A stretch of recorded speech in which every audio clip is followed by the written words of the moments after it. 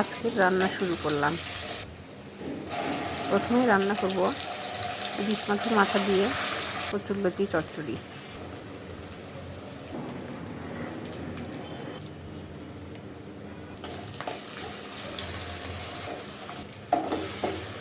ইলিশ মাছের মাথা মশলাতে কষিয়ে নিচ্ছি। সামান্য পানি দিয়ে সেদ্ধ করে নেব। মাছের মাথা একটা বাটিতে তুলে রাখছি। ওই মশলাতেই লতিগুলো কষিয়ে নেব।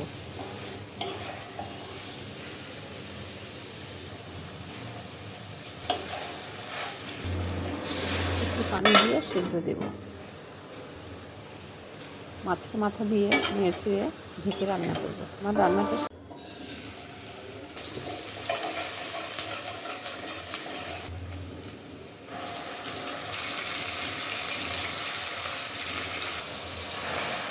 এ পর্যায়ে আমি ইলিশ মাছ রান্না করব।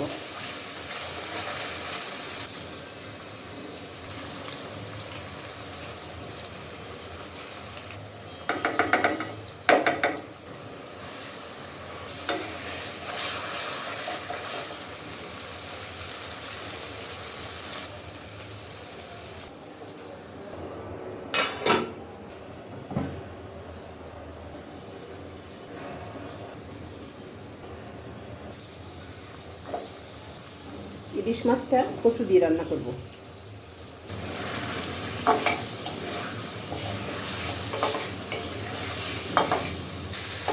ইলিশ মাছ কচু দিয়ে আমার অনেক ভালো লাগে।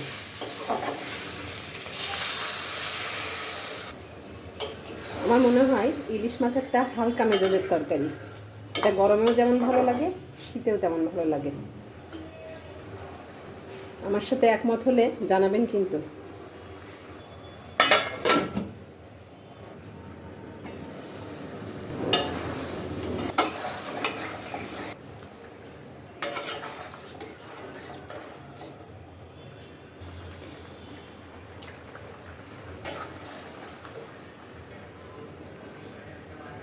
হয়ে গেল কচু দিয়ে ইলিশ মাছ রান্না।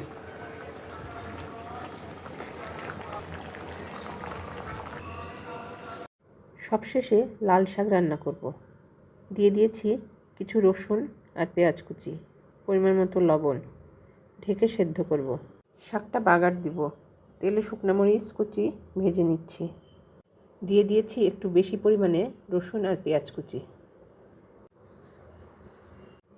একটু ভেজে দিয়ে দেব শাক, কিছু কাঁচামরিচ,